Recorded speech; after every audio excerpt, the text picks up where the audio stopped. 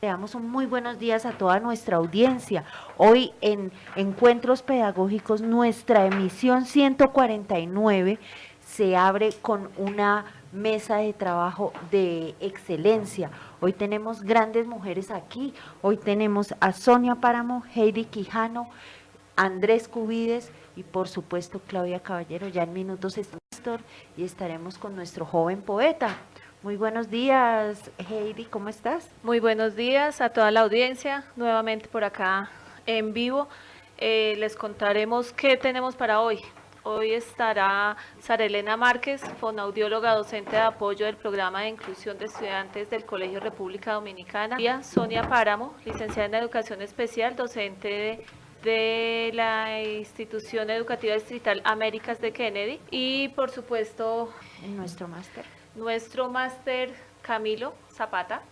Hoy, como ustedes se darán cuenta, estaremos hablando sobre necesidades educativas especiales y toda la problemática de la nueva administración que nos ha dejado con la inclusión a las aulas.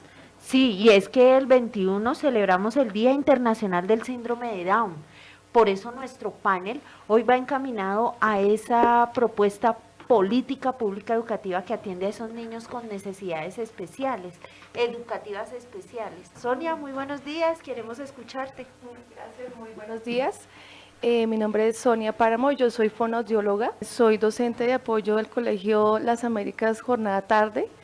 Bueno, ¿qué te cuento? Yo creo que en cuanto a la política educativa de necesidades educativas especiales, ha habido mucho desorden. Creo que no hay claridad frente a cómo se va a manejar, cómo es el manejo dentro de las aulas frente a esta población, indistintamente del tipo de discapacidad, ya tenga baja visión, tenga multidéficit, tenga discapacidad cognitiva, tenga dificultad auditiva. No se sabe realmente cómo va a ser el manejo y entonces también se relaciona con la falta de claridad frente a las funciones que tenemos nosotros los docentes de apoyo. Nosotros, tal vez los coordinadores, ni siquiera las directivas de las instituciones tienen claro nosotros qué hacemos. Si somos fonoaudiólogos, bueno, entonces haga terapia, o si no, dicte clase, ¿sí? Entonces nos volvemos, uno no sabe realmente qué hacer. Sin embargo, uno busca en la norma y uno justifica y le explica a las directivas frente a estas cosas, pero ellos están en una posición negada y entonces explican diciendo nosotros tenemos contratación docente, por ende tenemos que hacer clase. Pero bueno, déjenme hacerle una claridad a nuestra audiencia. Nosotros en los colegios públicos de Bogotá tenemos niños especiales dentro de las aulas y tenemos una cantidad no inferior, digamos, no es una suma despreciable de niños que tienen necesidades educativas especiales. Esto nosotros no nos negamos, nosotros la comunidad educativa no nos negamos porque obviamente estos niños tienen que estar interactuando con los niños que tienen un desarrollo más avanzado que ellos. Pero quiere decir usted que en este proceso no tenemos los recursos adecuados, ni físicos, ni los profesores, ni el presupuesto indicado para que estos niños estén en las aulas. Hablemos entonces a los padres, primero que tú nos contabas cuáles son las necesidades especiales de estos niños. Bueno, hay diferentes clases de necesidades educativas. Están los niños que tienen baja visión, o los que le llamamos ciegos, ¿sí? Están los niños que tienen pérdida auditiva, que tienen hipoacusia, que le llamamos los sordos. Tenemos los niños que tienen discapacidad cognitiva, que ya depende de su categoría. En esa categoría está incluido los niños con síndrome de Down. Está la otra discapacidad que es el multidéficit, que son niños que tienen todas las discapacidades al tiempo, que tienen más de 2 o 3 discapacidades. Eso es en general, pero creo que sí falta mucho frente al manejo de esta población en nuestros colegios. O sea, no solamente es que se le dé el derecho a la educación, sino que también se establezca cuál es el derecho que él tiene, ¿sí? O sea, no solamente el derecho es que tenga un cupo en un colegio, sino saber nosotros qué vamos a hacer con él en el colegio. He escuchado casos, por ejemplo, donde los chicos ingresan con una necesidad educativa muy severa, porque ya llegan en una condición muy severa, y sin embargo les dan el cupo, ¿sí? Son niños que no, por ejemplo, están en una silla de ruedas, no controlan esfínteres, no utilizan el lenguaje oral, ¿sí? Tienen un diagnóstico muy severo y complejo de manejar dentro de un aula de 35 o de más de 35, porque ahorita ya no se puede ni de 35, sino de 40 y más allá.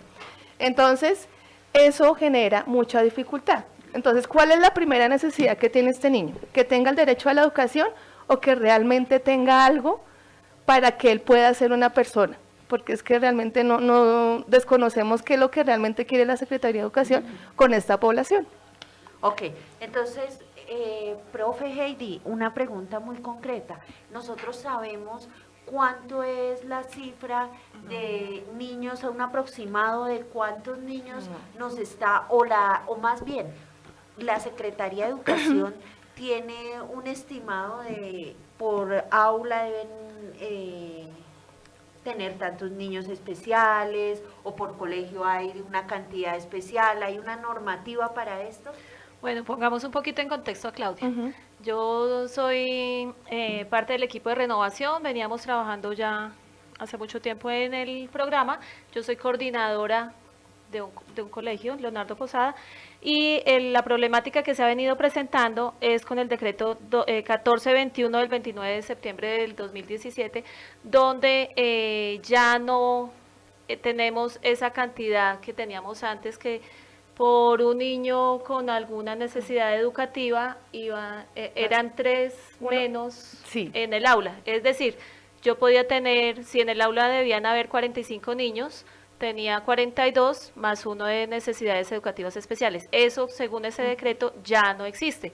Entonces vamos a tener los mismos 44 niños más el niño con necesidades educativas especiales, lo que hace que las docentes pues tengan más dificultades porque se les está incrementando el trabajo y el niño no va a tener la oportunidad ni la dedicación de estos maestros especialistas que tenía antes. Antes teníamos niños en comunidades, en instituciones educativas que tenían sus aulas especializadas, con sus docentes especializadas, y en este momento estos niños con estas necesidades los están enviando a cualquier institución. Entonces, eso ha sido un retroceso muy grande que se ha visto por causa de este decreto que sacaron en esta administración.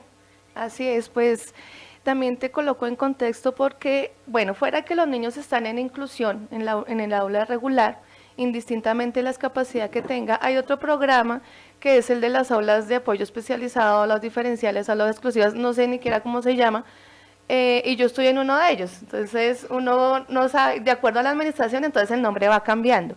Entonces tampoco hay claridad frente a ese.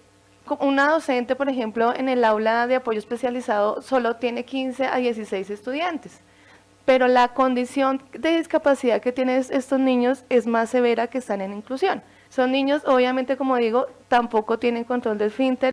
Entonces la maestra tiene que ir, y obviamente eso también va relacionado con el rol que uno cumple en ese momento. Si el niño no va al baño, ¿quién lo va a llevar? ¿Sí? Si el niño se hace sus necesidades básicas, ¿quién lo va a limpiar? ¿Sí? Si el niño no come, ¿quién le va a dar de comer? Entonces nos volvimos más asistencialistas, que realmente el rol del docente se va perdido con el tiempo. No, pues es que el niño tiene derecho a la educación, al menos que haga algo. Entonces uno, bueno, ¿qué es hacer algo? A nivel pedagógico, ¿qué se puede trabajar con estos chicos? ¿Sí? Porque ni siquiera el lenguaje oral tiene. Entonces uno, ¿cómo hace como para adivinar qué es lo que quiere este niño? ¿Qué es lo que quiere? Ir a jugar, quiere ir al baño, quiere... Entonces, y los papás, realmente el apoyo que se tiene uno del papá es muy mínimo, y eso lo pone a uno contra la pared, ¿sí? Entonces uno dice, bueno, yo necesito que usted haga estas, le doy unas indicaciones en casa, no, pero yo no puedo, no tengo tiempo, no sé qué, entonces se vuelve la excusa, entonces el problema es del colegio. Y entonces en el colegio uno se la pasa como botándose la pelota, no, ser coordinadores, uno no se sabe realmente. El problema es cómo vamos a manejar esas situaciones así. Y además son niños que están llegando muy agresivos, o sea, no tienen ni siquiera, yo le digo siéntate, no se sienta, ¿sí? Y en cuanto a la agresividad, ya en el colegio, por ejemplo, se ha presentado la situación que ha agredido a la docente, le ha pegado puños, le ha pegado patadas, hace hasta, mejor dicho, pero no, el problema es el profesor, ¿sí? Porque no le dio bien la indicación, ¿sí? Entonces nos vamos en esa dinámica y entonces uno vuelve, papá, mire, colabóreme, tal cosa, no sabemos, ahí hay mucha problemática, realmente. Y dentro de la problemática podemos también añadir que la comunidad educativa en general, llámense compañeros de clase, no vienen en una actitud acogedora y se ve de pronto el tema del bullying. Lo que pasa es que esto es parte de toda la mal programada administración que tenemos en este momento, porque si el docente no tiene las herramientas para tener estos niños, porque para eso están los docentes especialistas. Un docente de aula pues no tiene las herramientas y si las tiene, no tiene el tiempo, porque es que ellos son niños que necesitan una educación más personalizada, una atención, y esto no lo tienen los profesores, entonces mucho menos yo puedo tener un grupo de 45 niños y en cualquier momento me llega un niño con unas necesidades educativas muy altas, pues obviamente la profesora no tiene como la experiencia para manejarlo y mucho menos el grupo va a estar preparado para recibir un niño de estas características. Entonces no solamente es el bullying, sino que no se les ha dado la oportunidad a los niños también para que ellos tengan unos compañeritos que tienen unas necesidades diferentes, porque de pronto, como dice la profe, el niño pues todavía tiene problemas en su desarrollo del lenguaje y no se da a entender. Los compañeros pues nunca habían tenido un compañero con estas dificultades, entonces pues para ellos todo esto causa una problemática en el aula.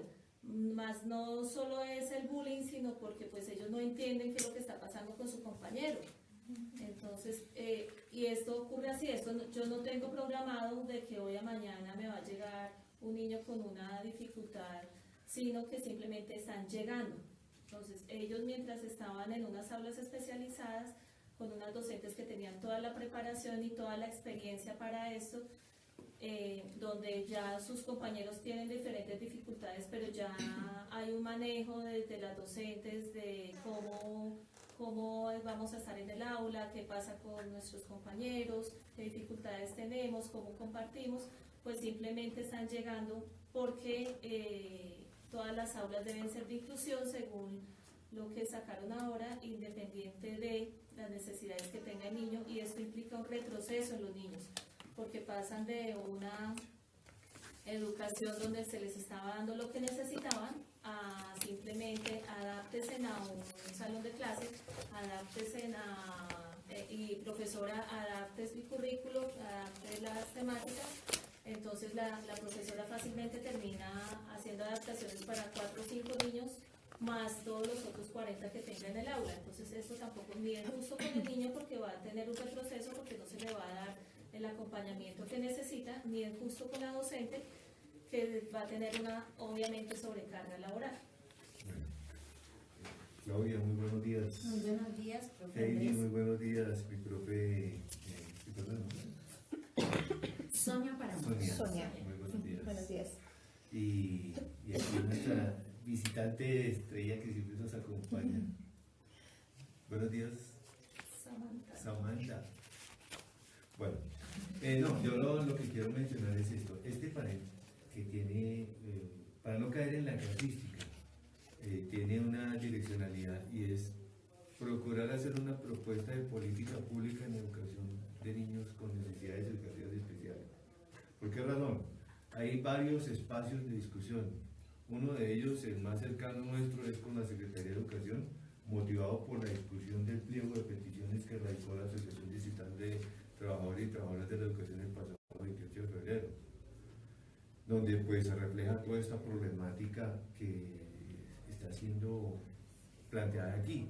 Y la otra, a nivel de la Federación Colombiana de Educadores, en el marco de una política pública educativa nacional, que tiene que ser obviamente asumida y solucionada por el Estado, sobre la base de que este magisterio es un magisterio profesional y que es crítico, pero también es propositivo, y sobre todo aquí en Bogotá, donde la Asociación Distrital de Educadores se ha caracterizado por plantear propuestas públicas en política educativa.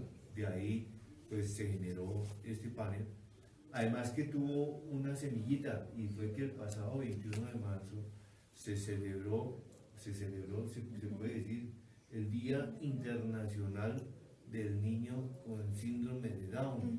Y entonces yo hice la propuesta aquí en el equipo de renovación que ese fuera como el motivo para plantear esta discusión que está a la orden del día y que tiene que buscar unas salidas eminentemente prácticas y de lo más favorable para los niños, así como lo están planteando ustedes.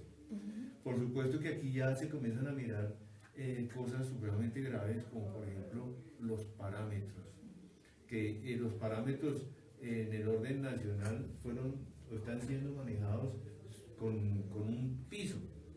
Es decir, aquí se plantea desde el Ministerio el número mínimo por estudiantes, nunca el número máximo. Por eso aquí hablamos de 40, se mencionaron 45 estudiantes, y sin embargo la solicitud es que esos parámetros se tienen que modificar, porque estamos en una educación de carácter eminentemente demagógica, porque está asumiendo más niños dentro de las aulas, violando los parámetros internacionales de área por estudiante, y entonces el Ministerio de Educación, en su estrategia de reducir los costos, entonces está metiendo más niños en áreas reducidas. Y ha sido una tarea que tenemos en el Magisterio de como hoy solicitarle tanto a la Administración Distrital como a la Administración Nacional que se bajen los parámetros para hacerlo más asequible y con un carácter más personalizado. Y más cuando tenemos niños con necesidades educativas especiales, como lo están planteando ustedes, que además se reciben de manera abierta. En eso no nos oponemos, por supuesto, porque el sistema tiene que estar abierto a la solicitud de la población, pero tiene que estar en plena capacidad de recibir a toda la población estudiantil de Colombia. Entonces, quien tiene que adecuarse es el Estado que le debe dotar todos los recursos a las instituciones educativas, la parte física, pero también en la parte de la planta de docentes, porque aquí hay un criterio reduccionista, y es que entonces vamos a meter más niños para hacer menos cursos, para nombrar menos estudiantes. Hoy es una problemática seguramente grave, sobre todo en Bogotá, donde tenemos incluso profesores en propiedad que no han podido ser ubicados porque las plantas se revelan, ¿sí? Y con los niños de educación especial, de necesidades educativas especiales, pues hay que tener otro tipo de consideraciones humanas, el trato que se merecen los niños. Entonces hay los profesionales de la educación, que tenemos muy buenos docentes y profesoras preparadas en este país, porque con mucho orgullo puedo decir que este magisterio es el gremio mejor preparado de Colombia y de muchos alrededores, porque entonces no dispone de las herramientas necesarias para atender a los niños. De ahí que, por ejemplo, a mi modo de ver, debe haber un diagnóstico inicial para que estos niños sean recibidos en los colegios estudiantiles, no para hacerles una restricción a su ingreso, sino para tener una valoración profesional especial, justa, para que sea dirigido hacia las instituciones educativas donde se encuentren los profesionales que atienden las diferencias que existen, como lo mencionaba al comienzo, que hay unos tipos de discapacidades, si puedo decirlo así, disculpándome los términos que yo puedo incurrir en errores, pero hay que direccionarlos hacia los sitios donde se les pueda atender de manera justa, ¿sí?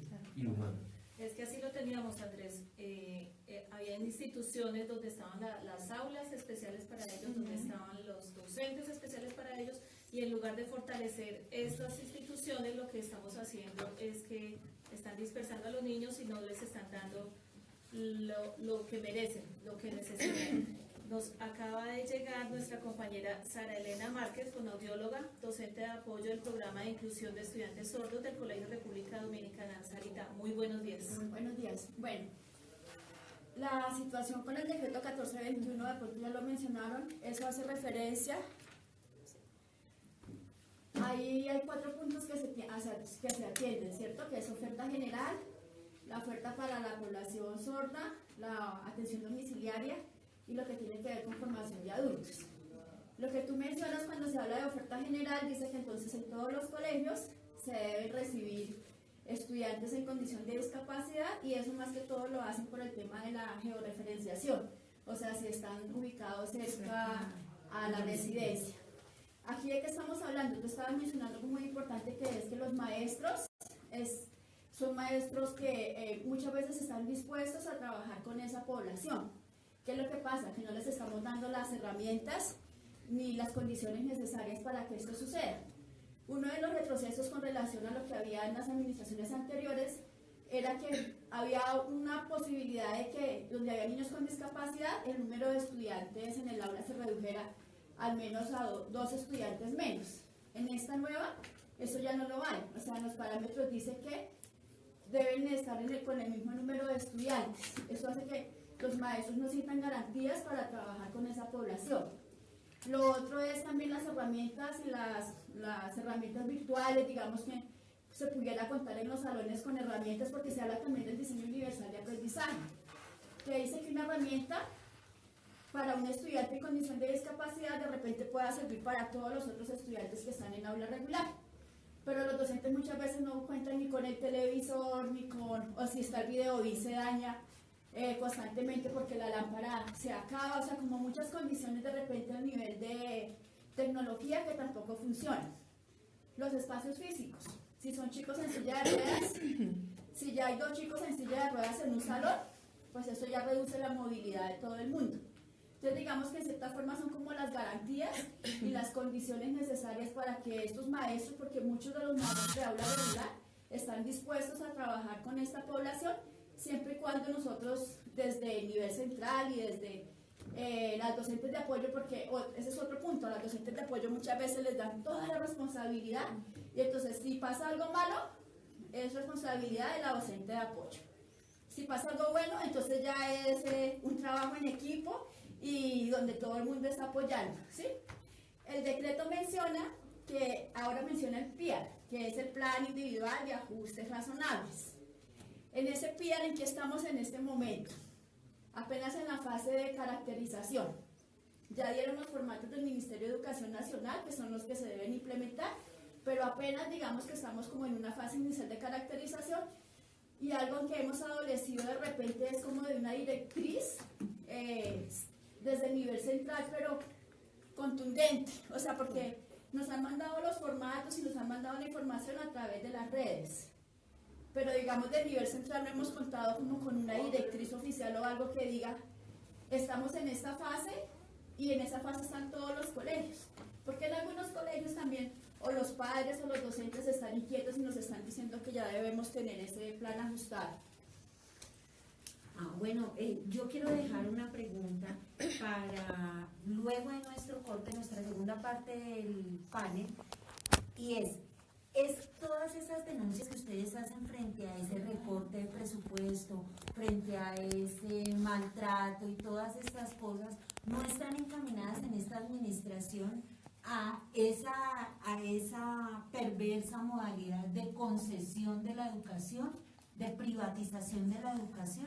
¿Esto no hace parte de ese proceso que hemos venido siendo víctimas nosotros, todos los de la comunidad educativa, cuando estuvo en la anterior administración Peñalosa, que prácticamente entregó la educación como una mercancía y nos dejó, en especial a nosotros los padres, como pensando que la educación privada era lo mejor, que la educación privada tenía que ser la solución a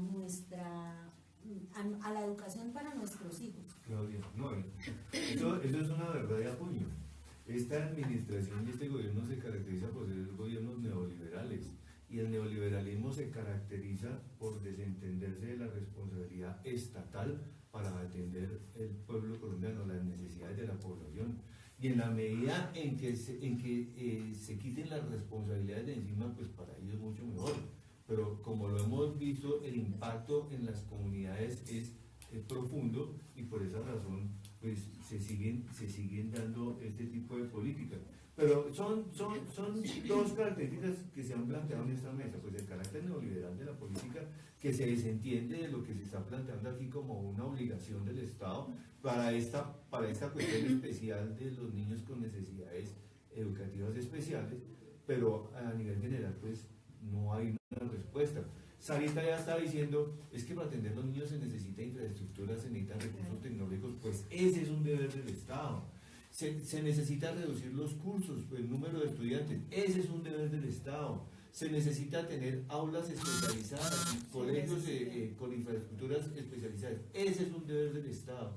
Entonces, ¿qué estamos mirando? Que la problemática también está ocasionada por ese Estado que se ha adelgazado, que le dieron la orden de desprenderse de toda responsabilidad patronal, y de que todo lo público tienda a presentarse de manera general como ineficiente para poder privatizarlo. Claro que sí, Claudia, aquí podríamos decir que hay una tarea neoliberal ordenada desde los bancos mundiales, desde las entidades financieras internacionales, de que eso se dé así y que el negocio pase a los privados.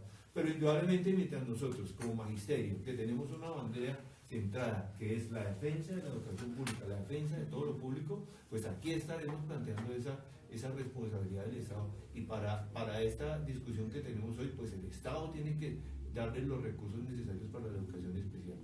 ¿Me permites? Mira, Claro que sí. yo te quiero complementar, porque también esto ha hecho que los colegios perdamos autonomía.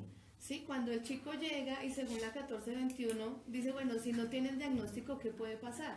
Porque es que eso es clave. Si un niño no tiene un diagnóstico claro, ¿cómo le vamos a hacer la orientación en un colegio? Si no sabemos si es sordo, si es ciego, nada. Entonces, muy complicado. Y el problema se tiende a agrandar. Y así estamos como estamos. Cuando el colegio, por ejemplo, si perdemos la autonomía y si no hacemos realmente un proceso interno dentro del colegio, una valoración, un concepto, cuando por ejemplo en las instituciones lo hay, donde está el equipo interdisciplinario que puede hacer la valoración pedagógica, pero en los colegios que no lo tienen, ¿qué puede pasar?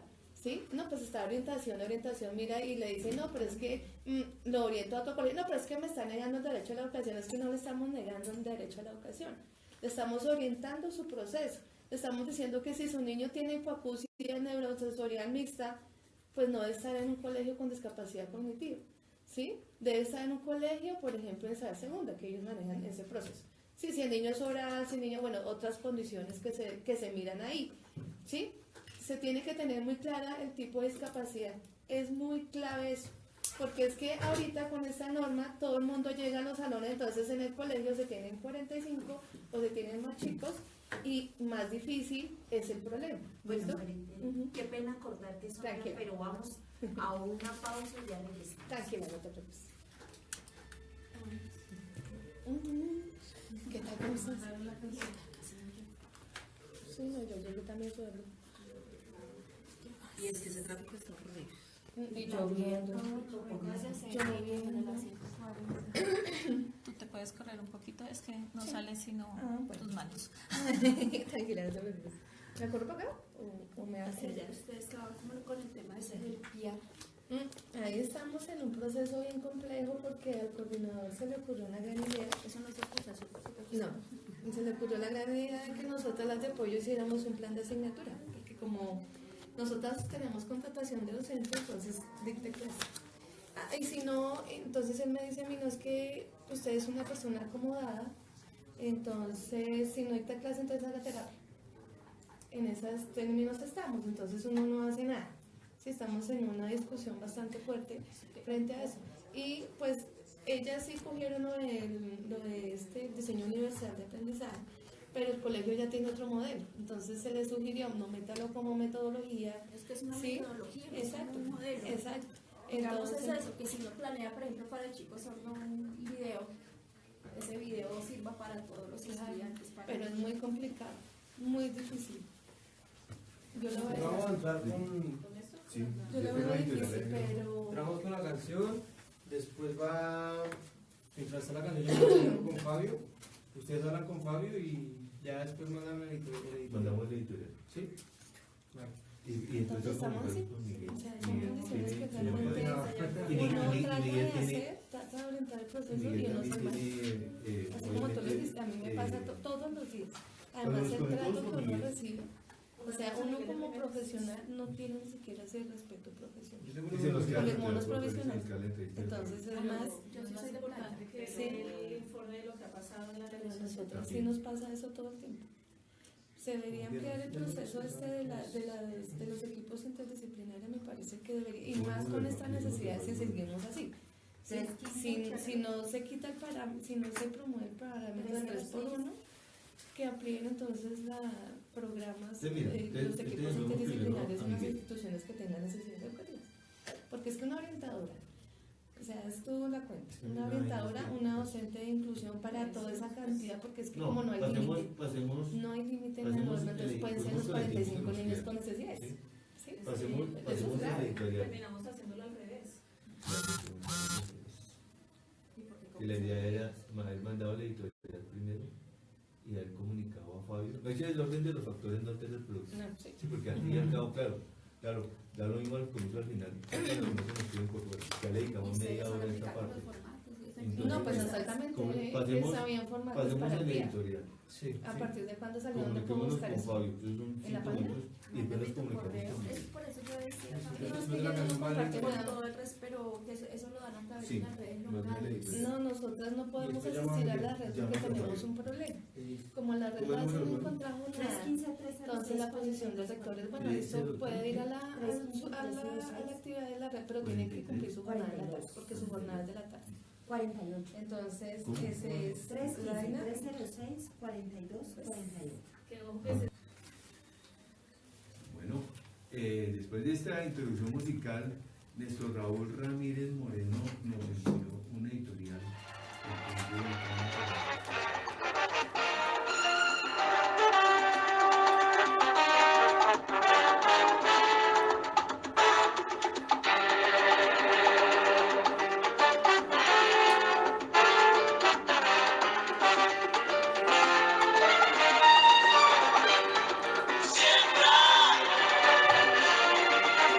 Si pretendes recoger, siembra. Si pretendes cosechar, pero no olvides que de acuerdo a la semilla, así serán los frutos que recogerás.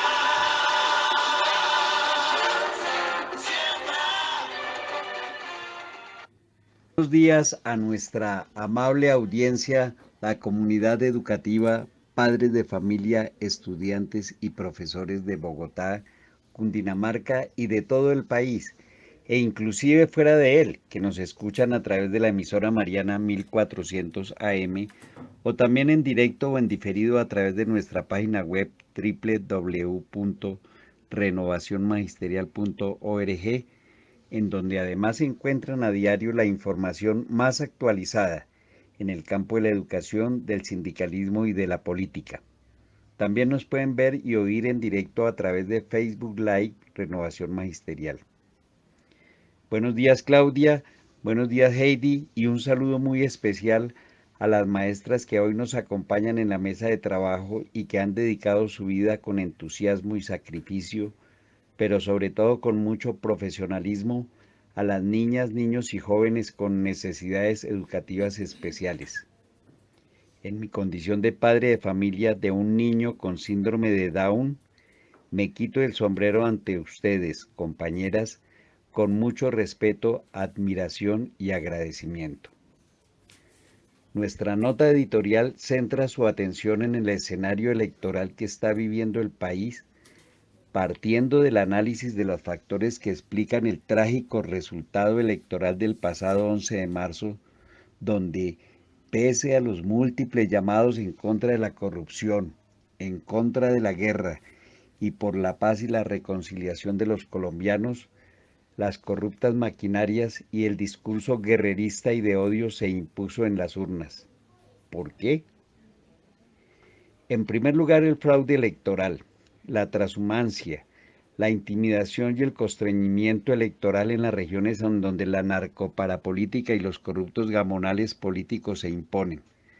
Sumándole a esto, la compra de votos, el clientelismo que se aprovecha del desempleo y la pobreza que ellos mismos han causado, y la mentira y el engaño con el que se sataniza y se estigmatiza a las propuestas alternativas decentes y que tienen como su bandera la lucha contra la corrupción y la defensa de los acuerdos de paz logrados. El poder de la corrupción no descansa.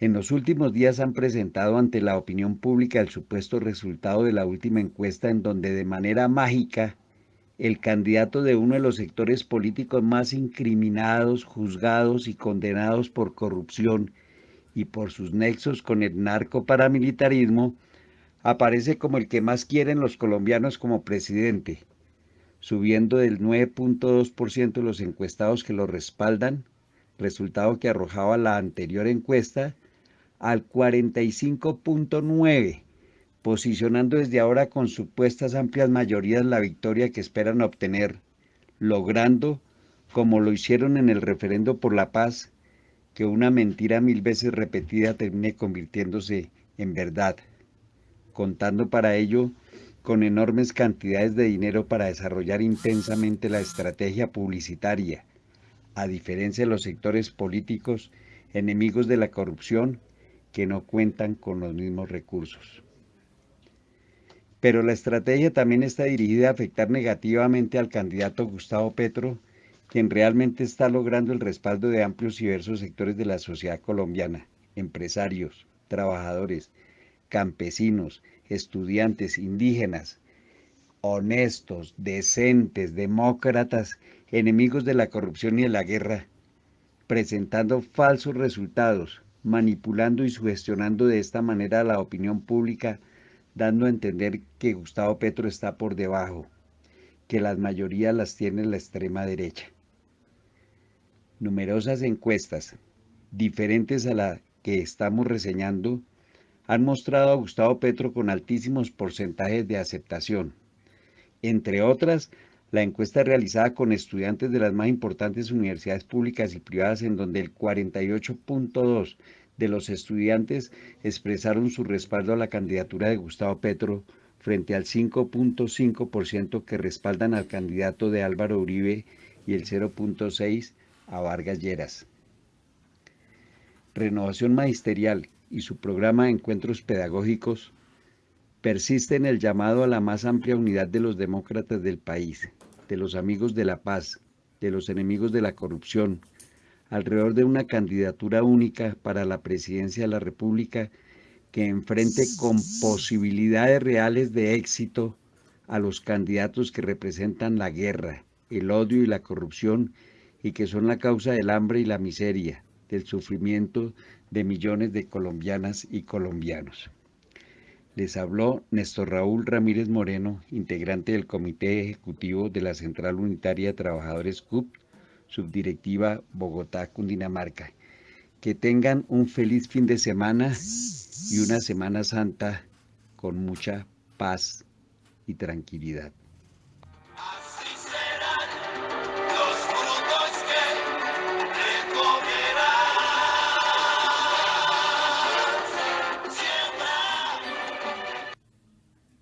Bueno, estamos en comunicación con Fabio Arias Giraldo, secretario general de la Central Unitaria de Trabajadores.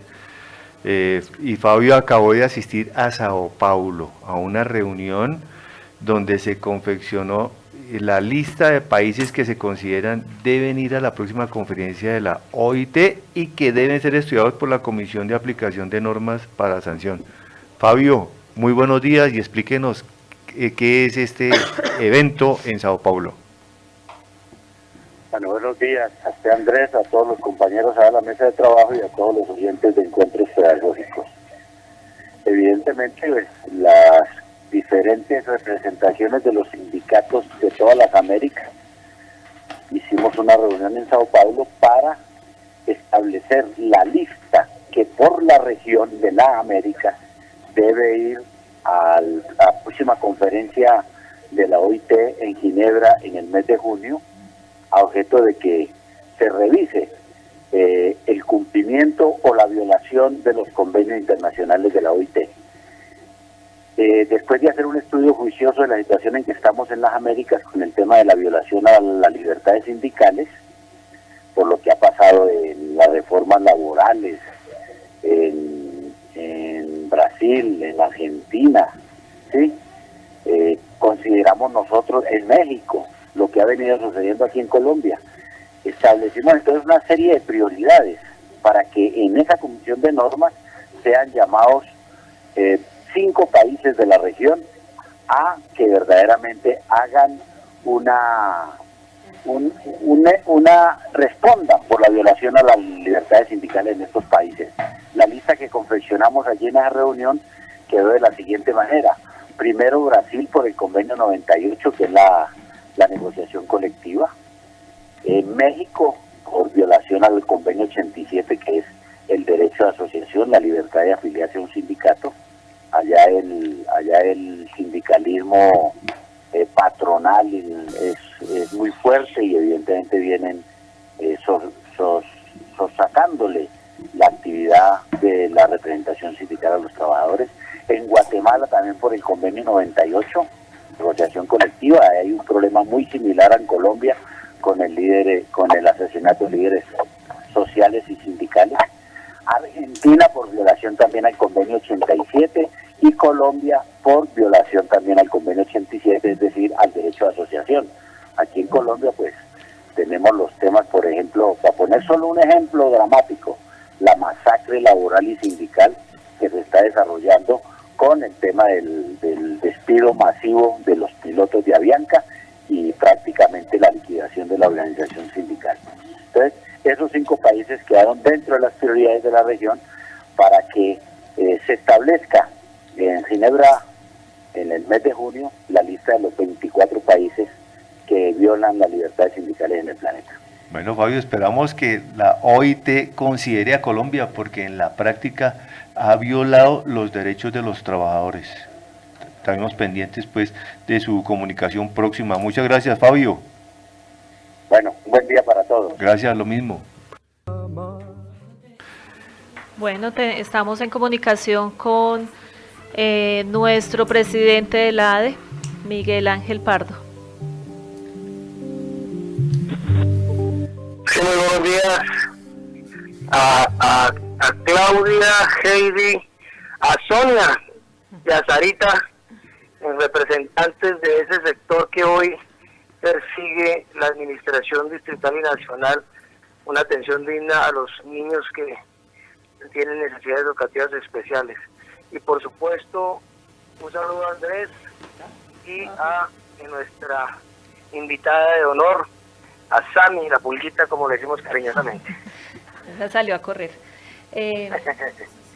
Miguel, negociaciones del pliego, mesa de negociaciones, ¿qué ha pasado en las 2 reuniones que hubo esta semana? Bueno, dado la hora voy a ser muy telegráfico. En primer lugar quiero saludar los 59 años de nuestra Federación Colombiana de Trabajadores y Trabajadoras de la Educación. Es la organización sindical de segundo grado más grande del país y ejemplo de lucha. Y haremos todo lo posible para, desde las filiales y desde la dirección de la federación, si logramos llegar en las próximas elecciones, seguir con esa tradición de lucha y potenciarla. En segundo lugar, quiero señalar que sobre el tema de las negociaciones entre la Secretaría de Educación y la ADE, llevamos 2 sesiones. En esas 2 sesiones yo creo que se resume el tema en que la administración distrital y la administración nacional confirman que no va a haber más recursos para la educación pública, no va a haber aumento de recursos. El gobierno nacional siquiera dice que ni siquiera nos va a aumentar, sino que va a propone redistribuir los recursos que hoy no alcanzan para sostener la educación. Hoy las entidades territoriales denuncian que las transferencias fueron recortadas en estos 15 años, pasaron de 42 punto algo a 24, la disminución de lo que les gira la nación a las entidades territoriales. Entonces no hay recursos para la educación en términos, entre comillas, normales, y menos para la mal llamada jornada única.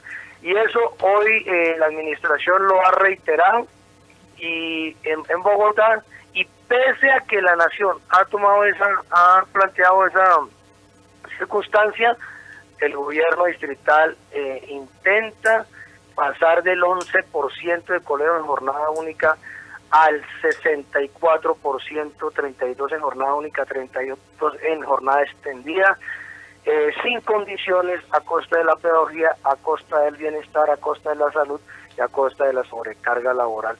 Entonces, creo que esa es la situación que hoy tenemos, pero con un agravante, compañeras y compañeras de la mesa, y es que la administración aspira a que la mayor parte de los recursos propios, Bogotá pone el 50% del presupuesto, me explico. Bogotá tiene el músculo financiero para poner un peso por cada peso que le gira a la nación. Esto ha sido una constante desde hace más de una década. Bueno, la administración distrital acaba de emitir el decreto 153 del 16 de marzo. Es un decreto que nosotros no compartimos, es impuesto, es sobre el tema de la reglamentación de la jornada única y extendida en el territorio de Bogotá, supuestamente reglamentando el decreto nacional 2105 que salió el 14 de diciembre. Yo resumo que este es un decreto que desconoce el carácter, como todas las normas sobre la mal llamada jornada única, desconoce el carácter de la profesión y del concurso de docente y de la escuela, porque podrían enseñar en las actividades complementarias y mediante contrato a operarios privados, o pueden operarios privados ajenos incluso al sector educativo, con sectores o con personas que no son licenciadas y atender las actividades de la escuela. Y es un desconocimiento y un debilitamiento al carácter de la educación formal pública y por supuesto un desconocimiento a las condiciones laborales mínimas, porque estas entidades privadas contratan a destajo. Yo pregunto en este punto si esto es tan absurdo, compañeros de la mesa, como si la Universidad Nacional contratara a compensar para que desarrollara a la universidad actividades de ciencia y tecnología. Entonces, las conversaciones están en ese tono. Hemos rechazado el decreto 153 y estamos en la discusión del tema de la organización y de la política educativa pública. Y la otra semana, posterior a Semana Santa, entramos en el tema sensible de la mal llamada jornada única. Es decir, la administración ya hizo una exposición en la cual se insiste en lo que acabamos de decir, y nosotros vamos a insistir en que se debe suspender la mal llamada jornada única porque no existen condiciones dignas para los niños, las niñas, los jóvenes, los maestros y el conjunto de los trabajadores de la educación. Y ahí estamos. Nos corresponde, compañeras y compañeras, preparar el paro nacional de 48 horas, no solamente por los puntos de pliego en Bogotá, sino por el incumplimiento del gobierno nacional, tal como lo aprobó la Junta Nacional de FECODE el pasado miércoles, un paro nacional de 48 horas para exigir al gobierno el cumplimiento de los acuerdos, especialmente en 4 puntos: el aumento de los recursos para la educación pública, el tema del derecho a la salud digna y oportuna, el descongelamiento de los ascensos que se pretende imponer a los colegas del 1278, y también, por supuesto, los temas de la suspensión de la mal llamada jornada única. Miguel, en 2 minutos que te quedan, ¿nos podrías de manera sintética referirte al tema central que tenemos hoy convocado en la mesa? Pero por supuesto, estoy que me hablo, lastimosamente no tenemos el tiempo y estábamos en otra parte, pero nosotros en el primer eje de política educativa pública está el tema del fortalecimiento de los niños de los docentes, del fortalecimiento de la educación que elabora con niños con necesidades educativas especiales.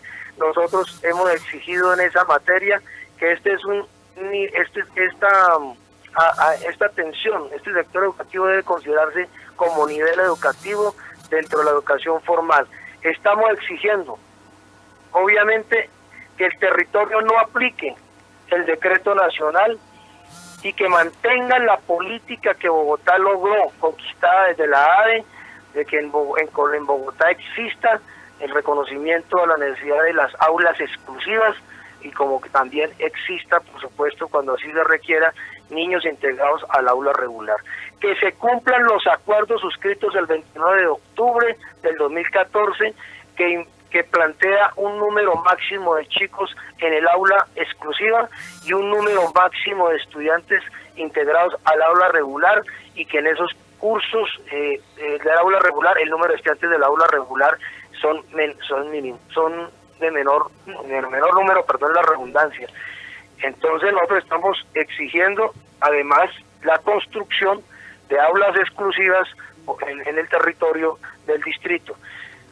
Eso es básicamente el planteamiento, pero lo que estamos es señalando y reiterando la necesidad de que Bogotá mantenga diferencia con la política del Ministerio Nacional, y que en ese orden de ideas el criterio que hemos tenido de inclusión, que es para nosotros que los niños que tengan necesidades educativas especiales y puedan ser integrados, se integren con todos los profesionales y la infraestructura, pero los que requieren ser atendidos en aulas exclusivas, así sea, y que se modifique favorablemente los parámetros, sea con la propuesta que nosotros tenemos, o sea respetando los acuerdos firmados el 29 de octubre del 2014 que abrió historia, poniendo un número de estudiantes máximo en las aulas regulares con niños integrados o en las aulas exclusivas.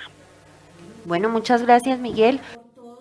Estamos cerrando ya este programa, nuestra edición 149. Agradecemos a esta mesa y agradecemos a nuestro máster y a todos aquellos que nos escucharon. Muchísimas gracias y nos vemos dentro de 8 días.